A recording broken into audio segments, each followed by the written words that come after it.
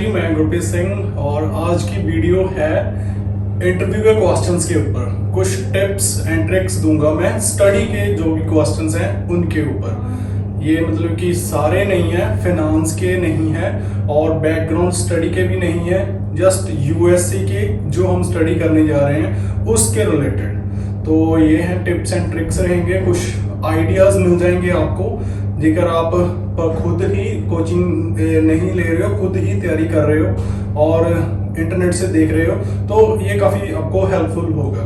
तो वीडियो को लाइक कर दो, चैनल को सब्सक्राइब कर दो।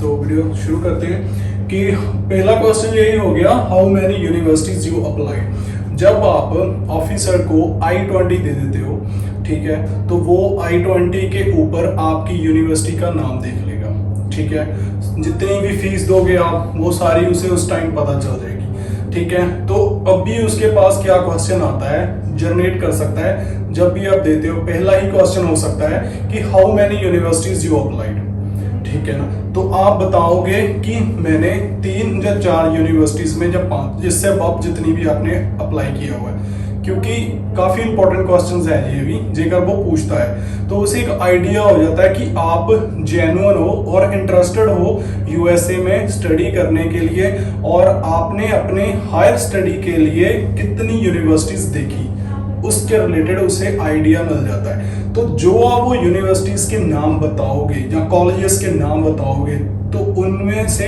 उसे फिर से एक आइडिया हो जाता है स्ट्रांगली कि जो ये आपकी यूनिवर्सिटी है इसके रिलेटेड ही बाकी की यूनिवर्सिटीज और कॉलेजेस हैं, ठीक है। तो आप यहाँ पे बताओगे उसे कि आपने 3 या 4 में अप्लाई किया और आपको कितने में से I-20s आई। तो ये सारा पोर्शन आप उस टाइम उसे क्लियर कर सकते हो। और इसके बाद दूसरा क्वेश्चन है, why you want to go this university.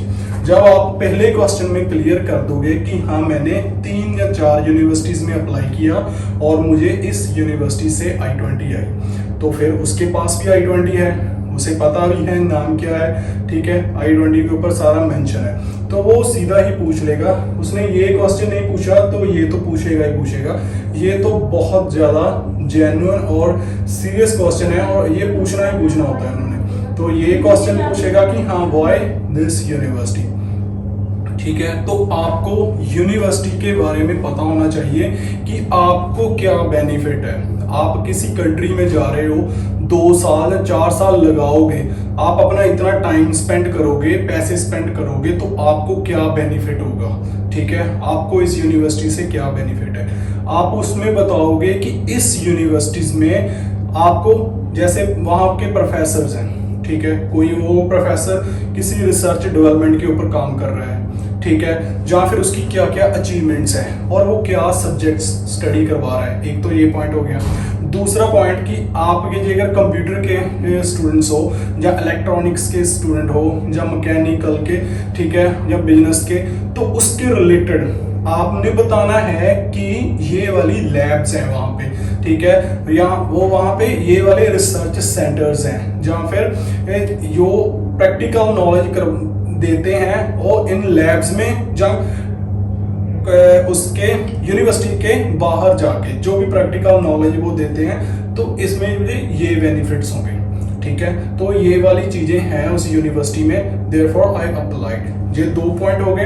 Third point क्या हो गया कि वो आपके कौन से मेजर सब्जेक्ट्स हैं। सब्जेक्ट्स जैसे हो गया आपका, ये कंप्यूटर साइंस की बात करूं तो उनका मेजर सब्जेक्ट क्या हो गया, रोबोटिक्स है। तो रोबोटिक्स में ही क्यों जाना चाहते हो, वो सब्जेक्ट के ऊपर आंसर दे सकते हैं कि ये वाले सब्जेक्ट को ये प्रोफेसर स्टडी करवा रहा है और ये एडवांस वर्चुअल या कोई और न्यू टेक्नोलॉजी की लैब्स हैं वहाँ पे, ठीक है, या फिर वो ऑनलाइन या फिर ऑफलाइन ग्राउंड लेवल के ऊपर वो प्रैक्टिकल काम करवाते हैं, ठीक है। इस तरीके के मल्टीपल आंसर्स अपनी प्रोफाइल्स के अकॉर्डिंग आप तैयार करके एक जेन्युइन आंसर बना लो इसका।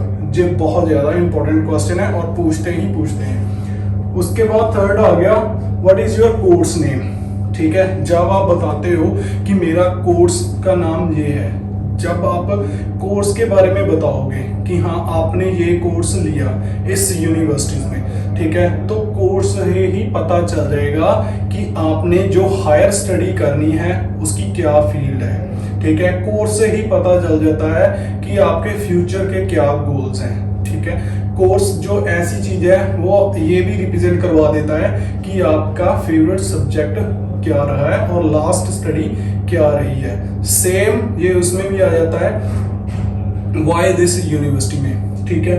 तो कोर्स का नेम बताओगे, आपने कोर्स का नाम बता दिया कि मेरा कोर्स का नाम बिजनेस एनालिटिक्स है और या फिर उसके अलावा कंप्यूटर साइंस है, ठीक है। कंप्यूटर साइंस बोल दिया आपने, जहाँ पर मैकेनिकल इंजीनियरिंग है, बैचलर इन मैकेनिकल, ठीक है। तो आपने ये कोर्स क्यों चुना? जब आप बोल दोगे, सिंपल आप बोल दोगे कि my course name this and I applied in this university, ठीक है। तो फिर उसका नेक्स्ट क्वेश्चन जो बनता है, why you choose this course, ठीक है। उसमें आपने क्लियर करना है कि ये कोर्स के क्या आपको बेनिफिट्स हैं। ये वाला क्वेश्चन एंड ये वाला क्वेश्चन दोनों को रिप्रेजेंट करेगा कि आपको, ये तो हो गया कि यूनिवर्सिटी के 4 साल आप रहोगे तो 4 साल में आपको क्या बेनिफिट है। ये हो गया कि आप कोर्स करके जब निकलोगे उसके बाद क्या बेनिफिट्स हैं आपको, ठीक है। कहीं आप यूएसए में तो नहीं सेटल हो जाओगे, ठीक है ना। तो वो नहीं चाहते कि आप यूएसए में सेटल हो, आप आओ पढ़ के वापस चले जाओ अपनी कंट्री में, ठीक है। तो ये कोर्स का जब आप उसे डिस्क्राइब करोगे तो आप बताओगे कि this course I will study these things, ठीक है। इस कोर्स के वजह से it course help me in future, ठीक है। कैसे वो हेल्प करेगा आपको, वो चीजें आपने सारी देखनी है आपके किसके रिलेटेड, प्रोफाइल के रिलेटेड। जेकर आप इसके अंदर फ्यूचर की बात करोगे तो फ्यूचर आपका लॉजिक पूरा लगा होना चाहिए।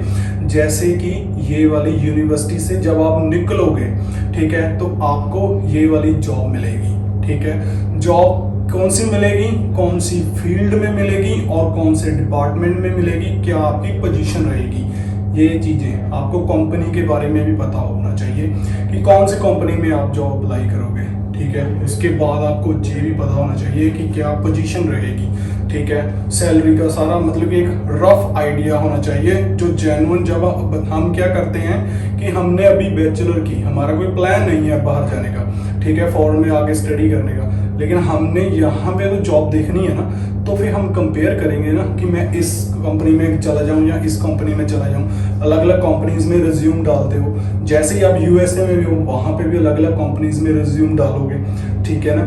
तो ये चीज आपका फ्यूचर डिसाइड करेगी, जो भी आपका कोर्स है इसके ऊपर आपने बताना है। उसके बाद 5th क्वेश्चन है, यू हैव एनी एक्सपीरियंस। देखो एक्सपीरियंस वाला क्वेश्चन किससे पूछा जाता है, जो बैचलर वाले बच्चे हैं जिन्होंने यहाँ पे इंडिया में या जो भी आपकी कंट्री है उसमें बैचलर की हुई है, ठीक है। तो बैचलर के बाद वो मास्टर के लिए जा रहे हैं, मास्टर के लिए जा रहे हैं तो बैचलर के बाद आपने कुछ तो किया होगा ना, कोई तो आपका काम रहा होगा। तो ये वाली चीज है कि आपने जेकर बैचलर खत्म हुई तो जस्ट स्टेप अगले में ही आपने मास्टर के लिए अप्लाई कर दिया, तो फिर तो ये नहीं क्वेश्चन आएगा, क्योंकि डीएस में आपने सारा मेंशन किया होगा। उसके एक स्क्रीन के ऊपर डीएस 160 पूरा खुला होता है और उसे पूरी नॉलेज होती है इस चीज की, खास करके एक्सपीरियंस वाले ब्लॉक की। तो जेकर आपने कुछ नहीं किया है तो जो भी आपने मेंशन किया है डीएस में, जेकर नॉट एम्प्लॉयड किया है तो उसमें आपने लिखा होगा कि हाँ मैंने इतने टाइम से इतना काम किया। जेकर आपने लिखा है कि सेल्फ एम्प्लॉयड, ठीक है, जब बिजनेस था आपका तो उसमें भी आपने सारी डिटेल दी होगी। जेकर आपने लिखा होगा कि आप एम्प्लॉय थे तो उसमें भी आपने सारी डिटेल दी होगी। तो वो वाली सारी चीज यहाँ पे बोलनी है। तो इसके बाद जो उसके क्वेश्चंस रहते हैं कि what was your roles and responsibilities in that position, ठीक है, कि आप बताओगे इस केस में कि हाँ मैंने ये वाली कंपनी में इस पोजीशन पे, ठीक है, इतने साल काम किया और टिल हम कर रहा हूँ काम, ठीक है। तो उसके बाद वो जान जाएगा कि आपने जो डीएस में लिखा है वो ही बोल रहे हो, ठीक है। उसके बाद वो पूछेगा कि आपके रूल्स एंड रिस्पॉन्सिबिलिटीज क्या थी, ये आपने डीएस में नहीं लिखा होगा, ठीक है। तो तभी आप उसे डिस्क्राइब करोगे कि उस कंपनी में आप ये काम करते थे, आपके ये रूल्स थी, आपके ये रिस्पॉन्सिबिलिटीज थी, आप इस टीम को लीड करते थे और जो भी डिटेल है आपकी जॉब के रिलेटेड वो बताओगे, ठीक है। तो वाई यूएस, वाई यूएस वाला क्वेश्चन बहुत सिंपल है और ये फर्स्ट पे भी पूछ लेता है, सबसे पहले भी यही क्वेश्चन हो जाता है कि वाई यूएस। ठीक है, तो इसमें आप बताओगे कि आप यूएस से क्यों जा रहे हो। सिंपल है, कुछ ज्यादा बड़ा नहीं करना इसे। I am going for my higher study this university, my course this.